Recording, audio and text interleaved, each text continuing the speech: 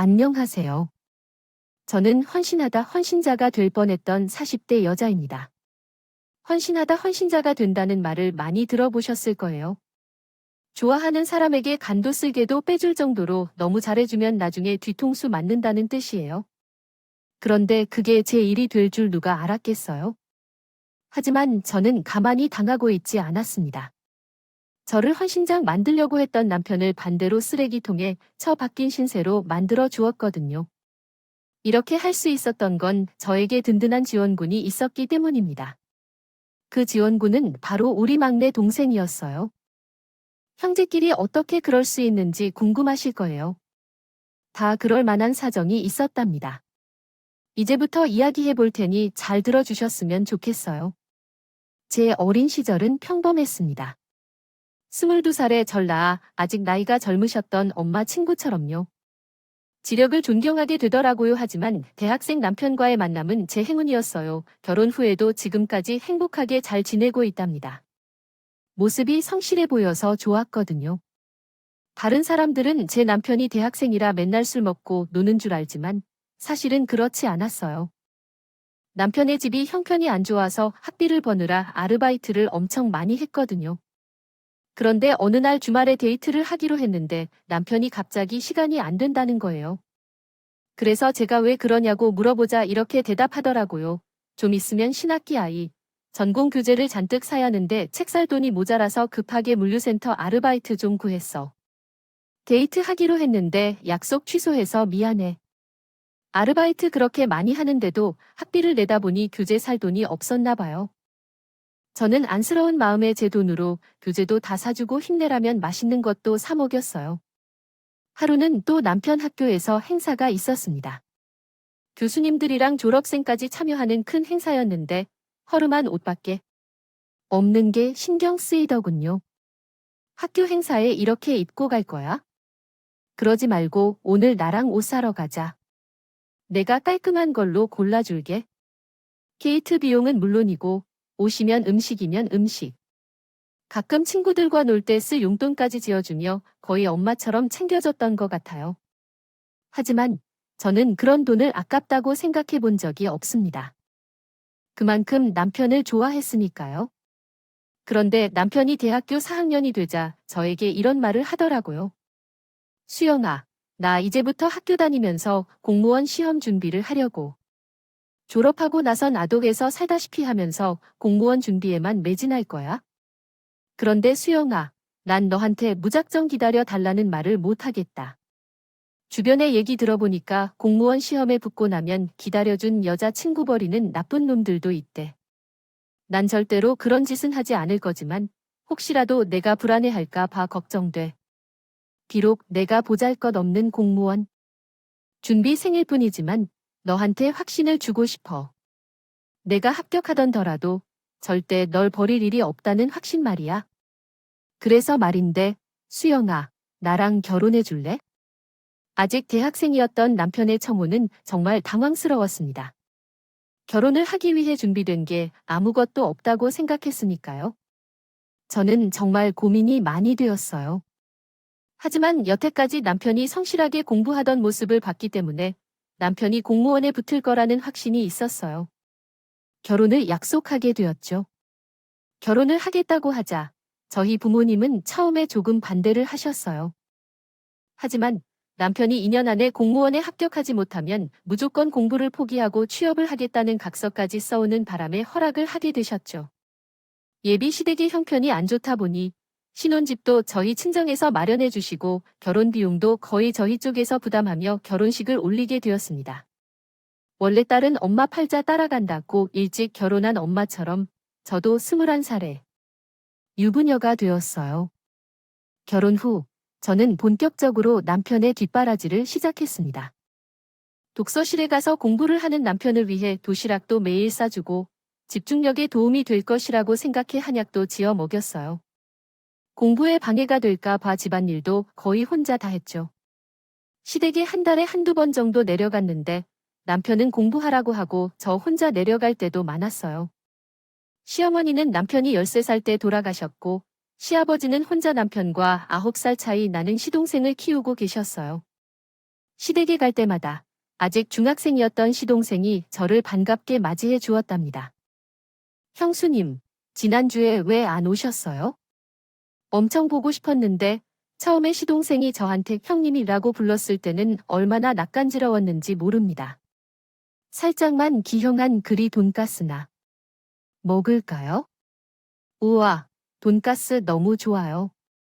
역시 형수님이 최고. 그러면 우리 돈가스 먹고 시장 구경도 하면 안 돼요? 아빠가 집이랑 멀다고 혼자선 못 가게 한다고 하더라고요.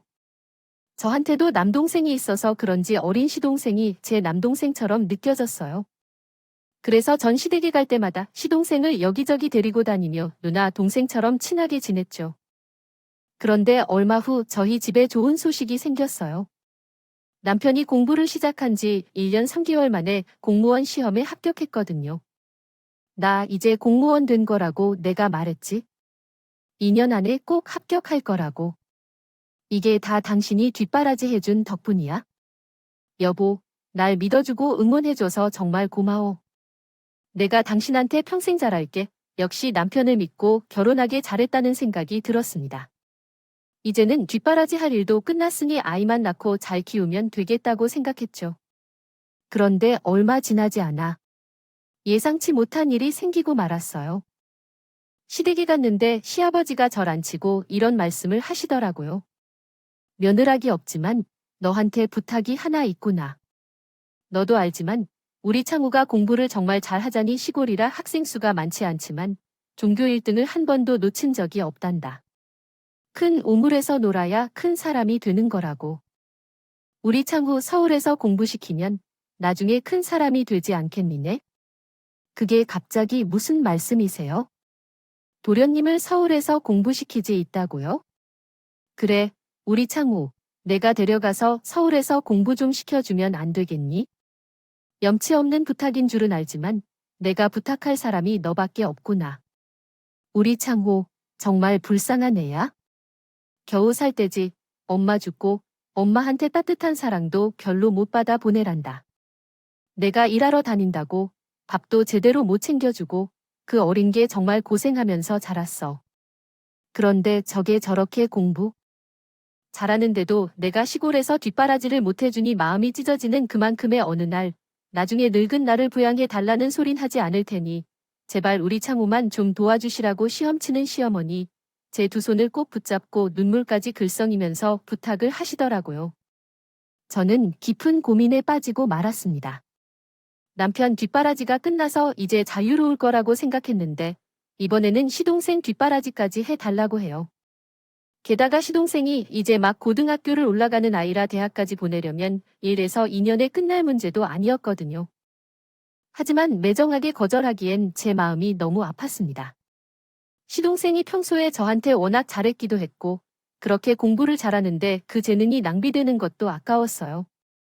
그래서 결국 시아버지의 부탁을 들어드리기로 했습니다.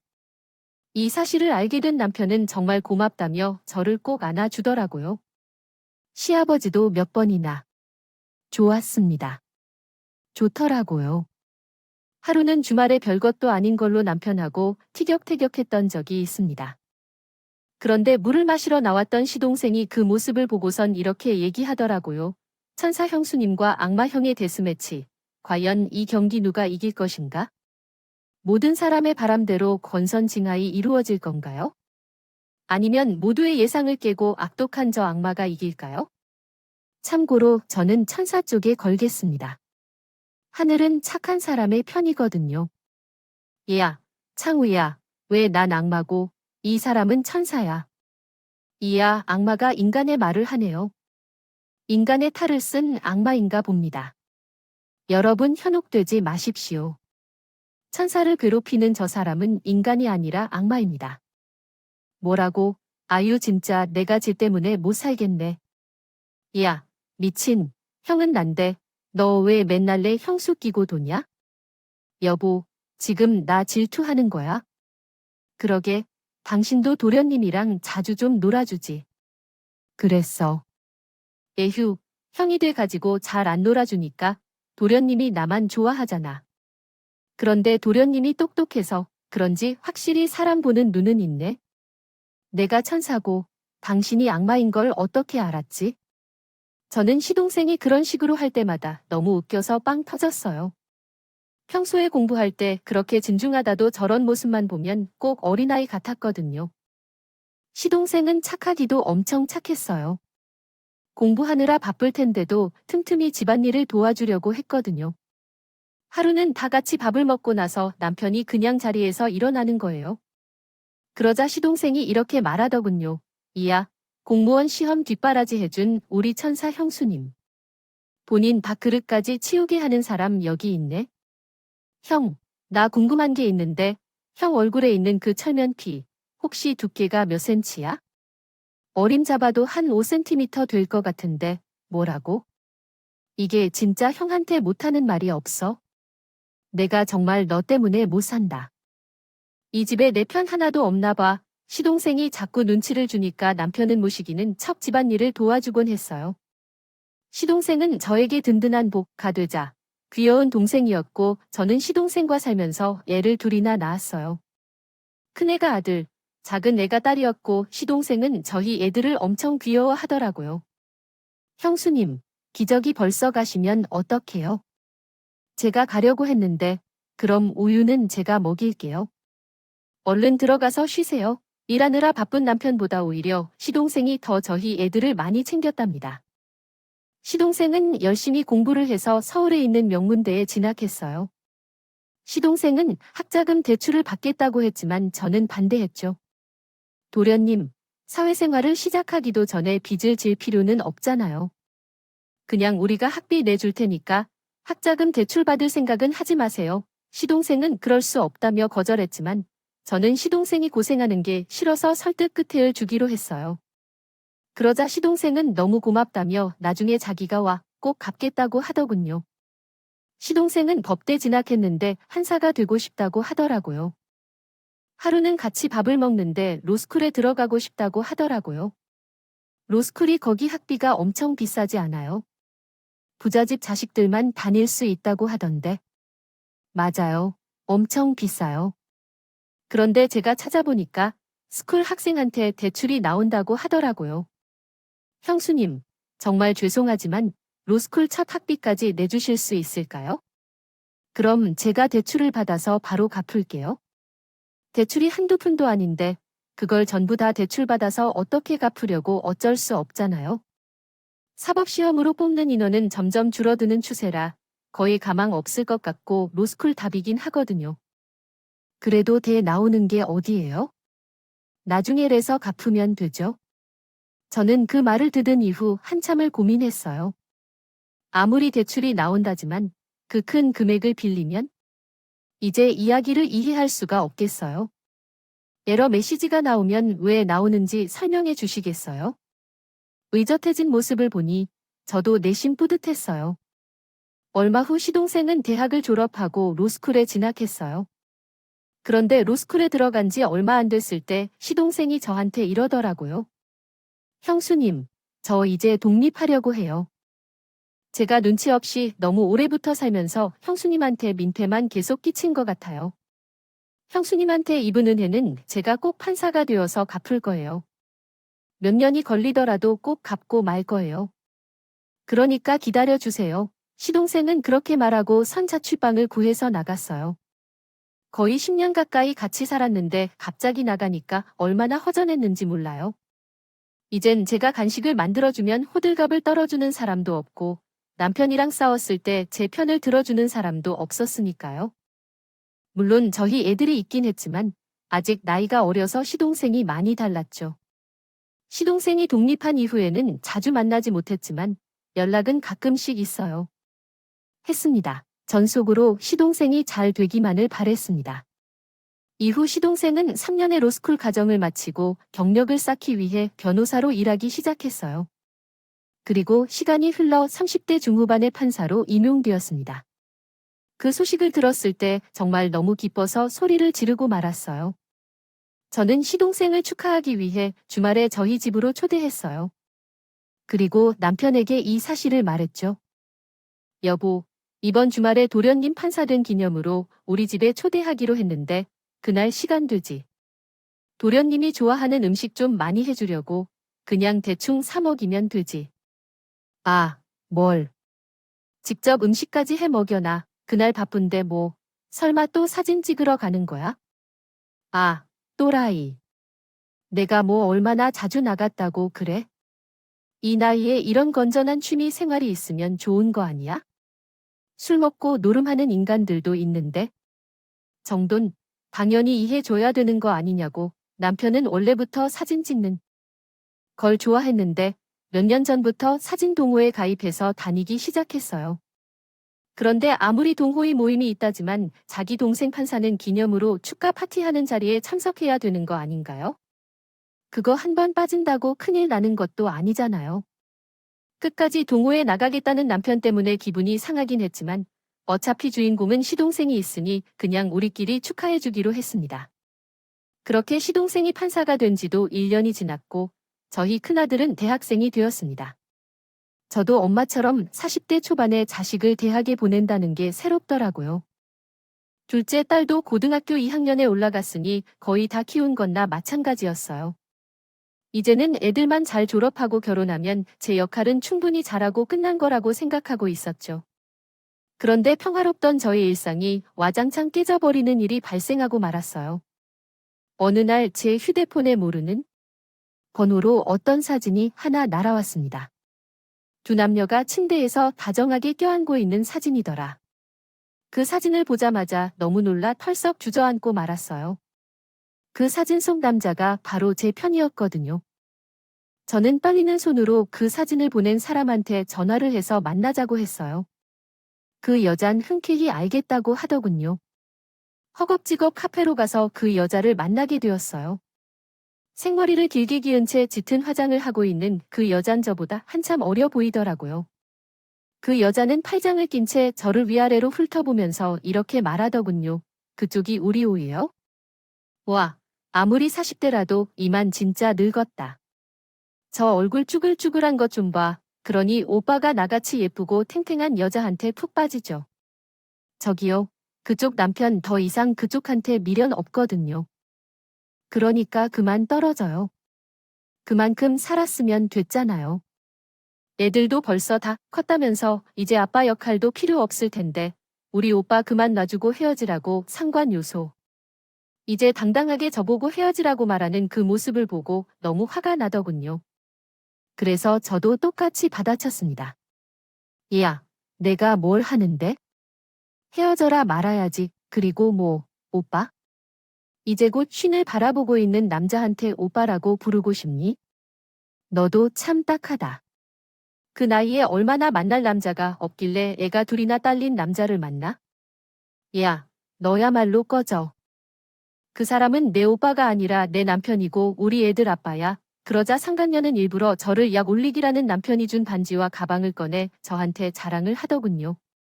그쪽은 이런 것도 안 받아봤죠.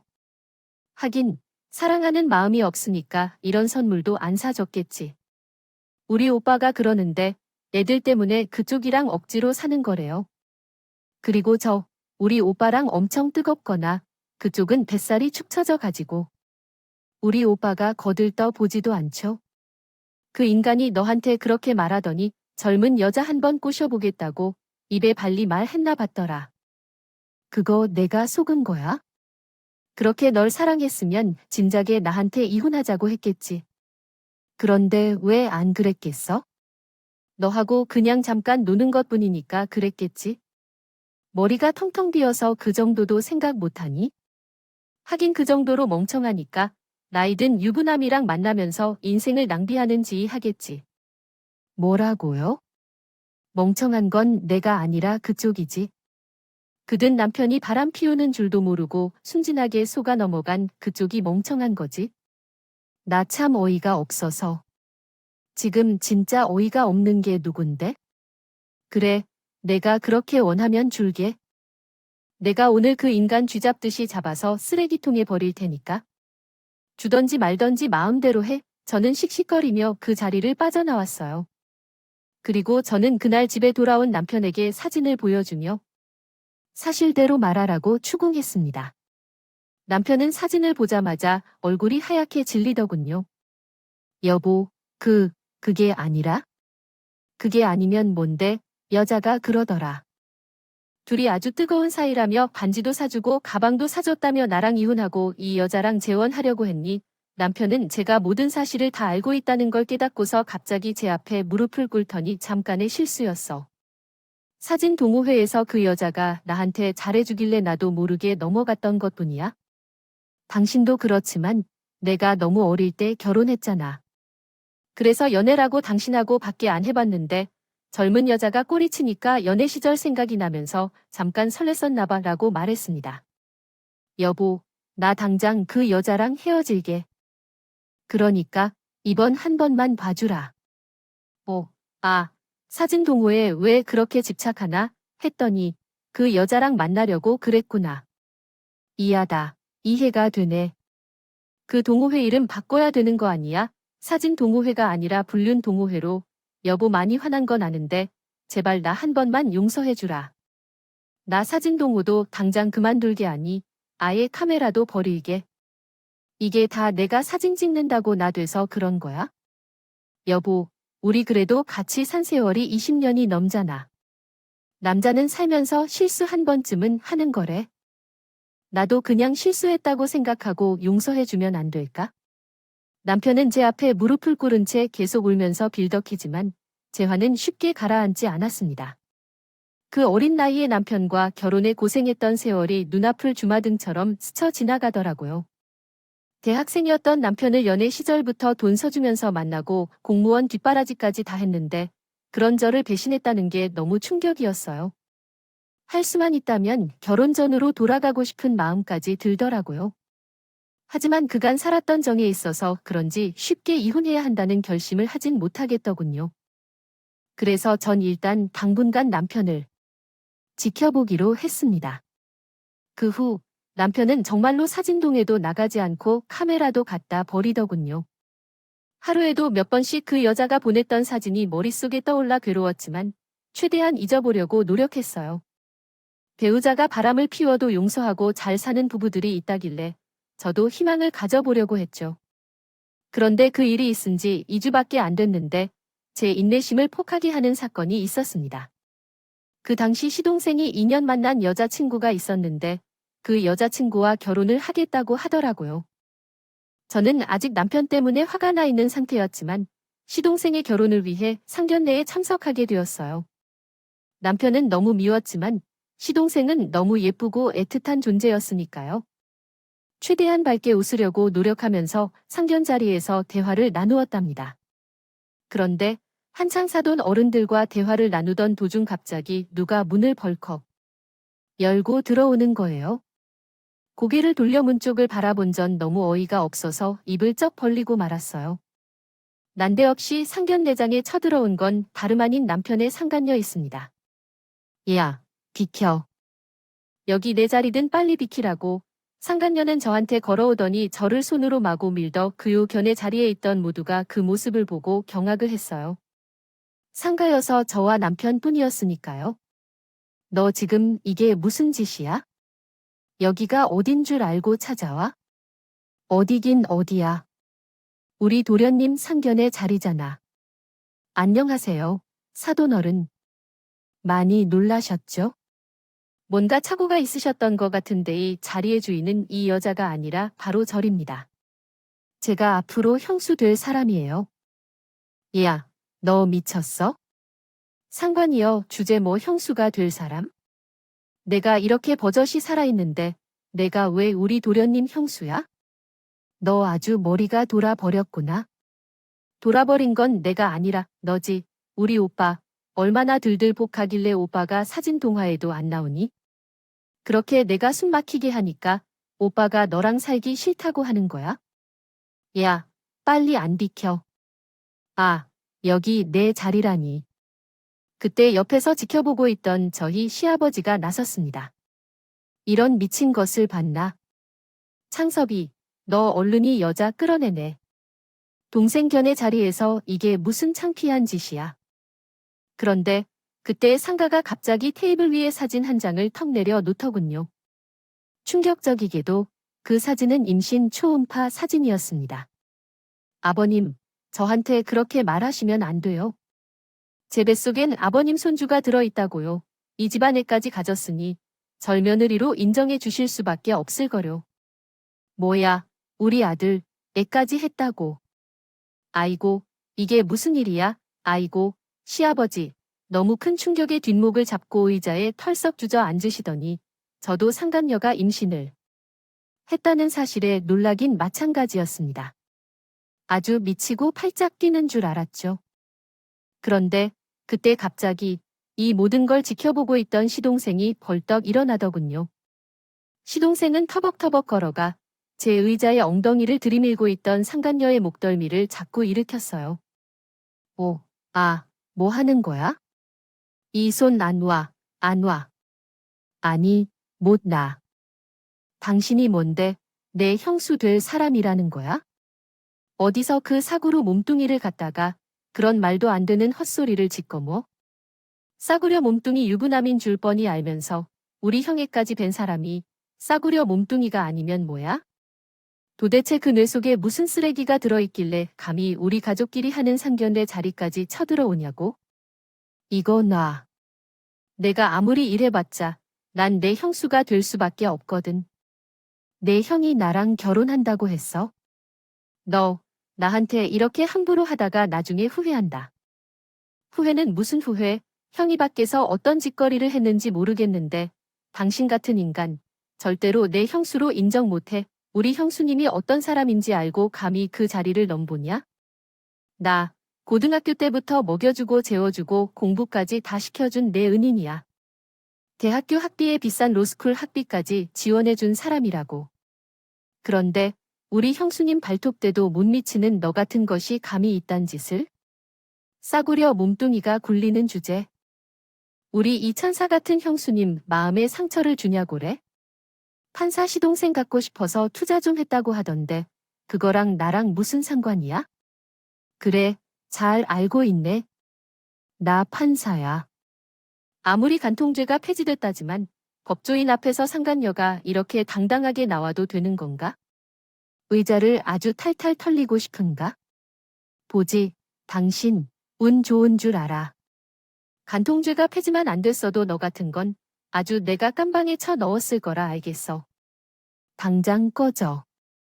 당장 안 꺼져. 시동생은 그런 말을 하고 상가로 사라졌다. 열을 질질 끌고 가 문 밖으로 내쫓아 버렸어요. 그리고 남편에게도 불같이 화를 내기 시작했죠.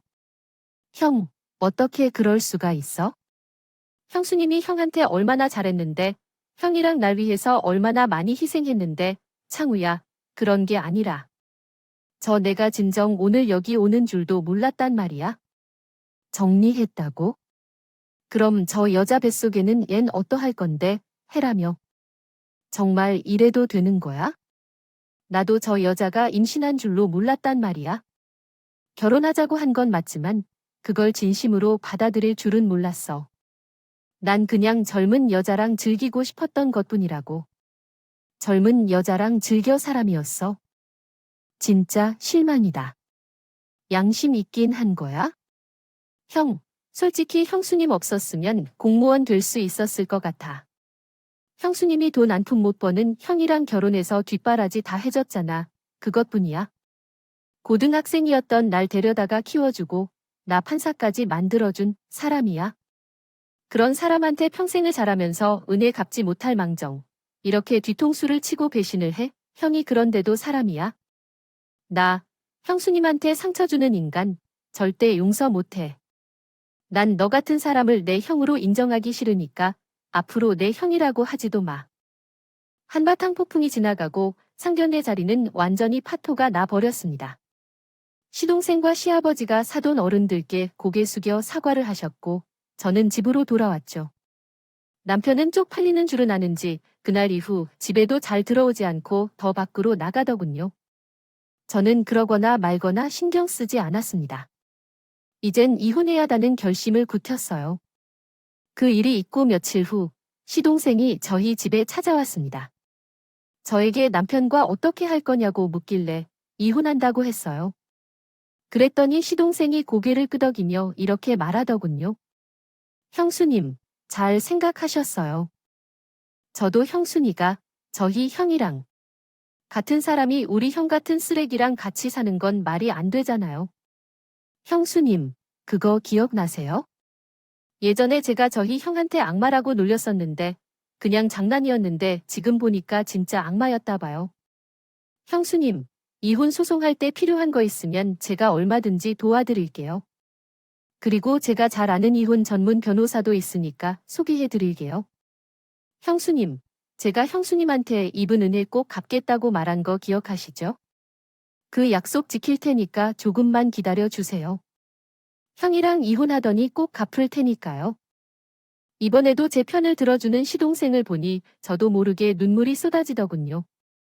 남편한테 배신당하고 하루에도 몇 번씩 울고 싶은 걸 간신히 참았는데 시동생 앞에서 처음으로 마음 놓고 울어버렸어요. 제가 너무 크게 우는 바람에 방에 있던 저희 애들도 남편이 바람을 피운 사실을 전부 다 알게 되었답니다. 애들도 충격받아 화를 잔뜩 내더니 저를 껴안고 같이 울었어요. 그런데 그렇게 잘못했다고 빌던 남편이 제가 이혼을 통보하자 돌변하더군요. 아예 짐을 싸고 집을 나가 버렸어요. 아마 그 여자랑 같이 살고 있는 거겠죠. 수송까지 가야 되나 싶었는데 남편이 그 여자랑 살겠다면 합의 이혼을 해주더라고요. 저랑 이혼하고 그 여자랑 재혼한다 했다는 말이 사실이었나 봐요. 재산 분할도 하고 깨끗하게 갈라서게 된 거죠. 그런데 이혼한 지 며칠이 지나지 않았을 때였어요. 저희 아들이 얼굴에 작은 상처를 입은 채 집에 들어왔답니다. 무슨 일이냐고 묻자 이렇게 말하더군요. 엄마, 나 오늘 그 인간 아주 혼줄 내주고 왔어요. 아빠라고 부르기도 싫은 그 인간 직장에 찾아가서 한 방 먹여주고 왔다고요. 뭐라고 갑자기 왜 괘씸하다 하요? 엄마가 삼촌 뒷바라지 한 거 나도 다 보고 자랐는데 어떻게 그럴 수가 있어요? 솔직히 아빠가 바람 피운 거 알자마자 가서 두들겨 해 주고 싶었는데 혹시라도 이혼할 때 엄마가 불리해질까 봐 여태까지 참은 거라고요. 그런데 이젠 엄마랑 이혼했으니까 남이잖아. 나쁜 놈은 벌을 받아야 된다고요. 내가 가서 사람들 다 있는 데서 다 떠벌리고 왔어요. 본인이랑 본인 동생까지 뒷바라지 다 해준 조강지처 배신하고 뻔뻔하게 불륜이나 일삼은 인간 쓰레기라고. 아마 그 인간 앞으로 쪽팔려서 얼굴도 못 들고 다닐 거려. 아들은 얘기가 끝나고 나서도 계속 분을 사귀지 못하고 씩씩거리다 그요. 저는 애들한테 큰 상처가 된 것 같아 너무 속상했어요. 그래도 또 이제는 아들 말처럼 남남이 신경 쓰지 말고 우리끼리 잘 살면 된다고 생각했죠. 그렇게 이혼한 지도 벌써 10개월이 되었습니다. 저는 그 사이에 그 여자한테 상간녀 소송을 걸어 위자료도 두둑이 받고 애들이랑 잘 살고 있었죠. 그런데 시동생 께서 갑자기 만나자고 연락이 있었어요. 왔어요. 남편이랑 이혼 후 괜히 껄끄러워서 연락을 잘 안 하고 있었는데 10개월 만에 만나게 된 거죠. 식당에서 만난 시동생은 가방에서 무언가 꺼내 저한테 주더라고요. 그건 바로 청첩장이 있어요. 형수님, 저 결혼해요. 그때 상황이 어느 정도 정리된 다음에 상견례도 하고 결혼 날짜도 잡았거든요. 형수님, 저 형수님이 제 결혼식에 꼭 와주셨으면 좋겠어요. 그때 그 일 때문에 시동생의 결혼이 파도났을까 봐 걱정하고 있었는데 무사히 결혼을 한다고 하니 걱정이 한시름 놓이더라고요. 하지만 이미 이혼도 한마당에 시동생의 결혼식에 간다는 게 조금 마음에 걸리더군요. 갔다가 남편과 마주치는 것도 싫었고. 그런데 머뭇거리는 제 모습을 보고 시동생이 제 마음을 읽었는지 이렇게 말하더군요. 형수님, 걱정하지 마세요. 형이랑 마주칠 일은 없을 거예요. 형한 결혼한다고 얘기도 안 했거든요. 그게 정말이에요. 아무리 그래도 형인데 결혼식에 초대도 안 한다고요. 그때도 말했잖아요. 저, 그딴 인간형으로 인정 못 한다고요. 그 인간, 형수님이랑 이혼하고 나서 얼마나 나락으로 떨어졌는지 아세요?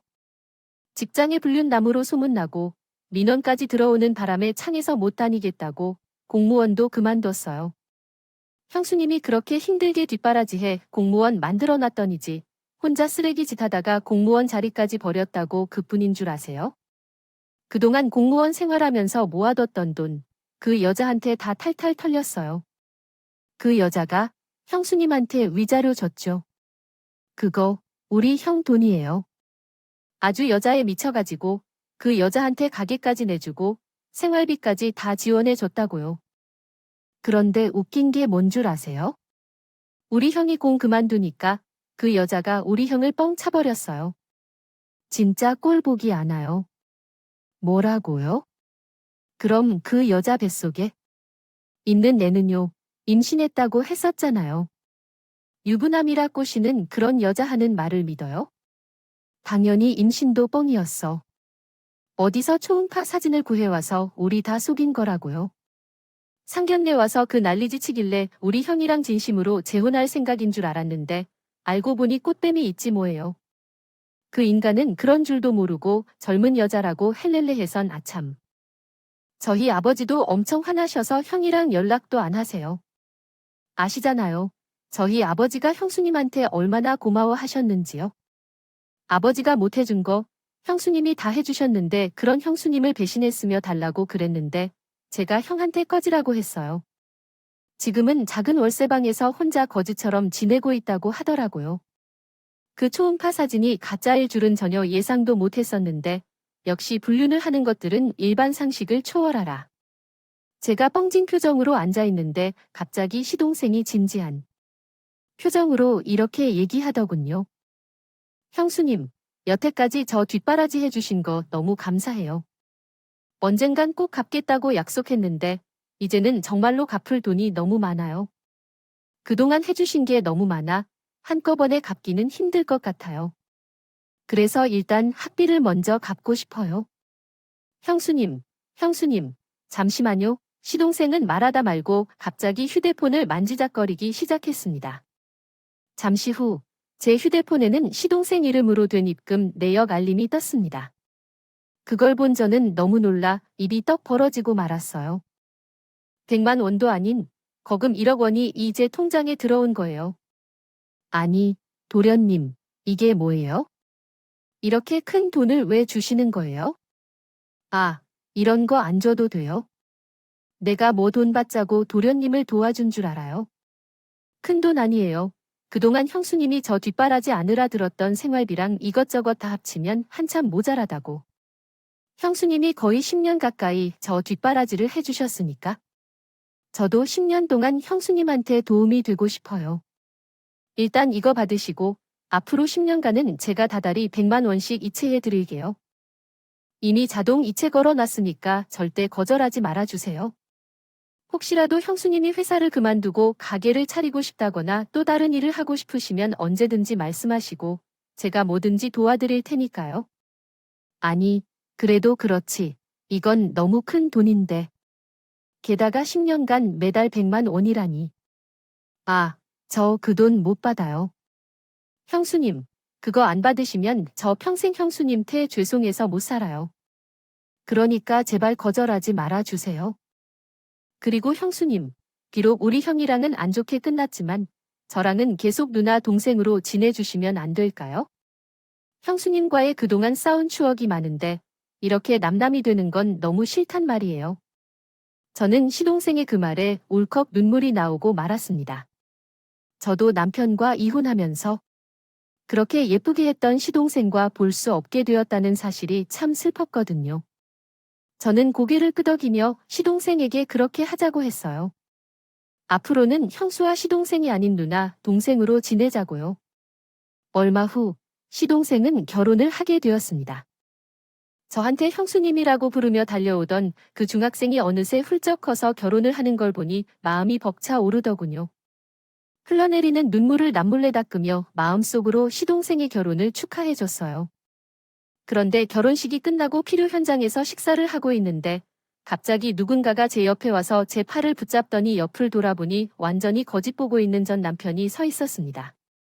여긴 어떻게 알고 왔는지 제 앞에서 무릎을 꿇고 잘못했다며 빌기 시작하더군요. 여보, 미안해.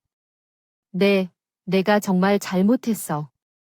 나, 당신이랑 이혼하고 나서 정말 반성 많이 했어.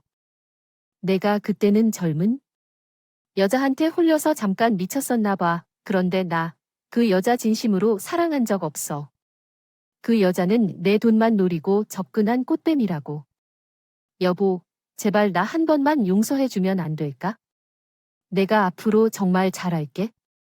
당신이 나 뒷바라지 해준 거 평생 동안 갚는다고 약속할게. 오, 넌 진짜 생각이라는 게 없는 인간이구나. 그 여자랑 살겠다고 짐 싸서 나갈 때는 언제고, 이제 와서 나보고 용서해달래? 그리고 너, 지금 여기가 어딘지 몰라. 아무리 자기밖에 모르는 인간이라지만, 어떻게 내 동생 결혼식장에 아직 와서 이렇게 민폐를 끼칠 수가 있어? 그렇게 반성했으면, 더 이상 남한테 끼칠 생각하지 말고 너 혼자 알아서 잘 살아. 그런데, 그때 들에게 인사를 다니고 있던 시동생이 제가 있는 쪽을 바라봤습니다. 시동생은 잔뜩 구겨진 얼굴로 성큼성큼 걸어오더니 전 남편의 멱살을 잡고 일으키더니 야, 너 여기가 어디라고 찾아와 초대도 안 했는데 왜 와서 깽판을 치냐고. 당장 나가. 당장 나가라고 시동생은 전 남편을 질질 끌고 결혼식장 밖으로 쫓아냈어요. 그리고 다시 저한테 와서는 사과를 하더군요. 형수님, 죄송해요. 형이랑 만날 일 없을 거라고 했는데 저렇게 갑자기 찾아올 줄로 몰랐어요.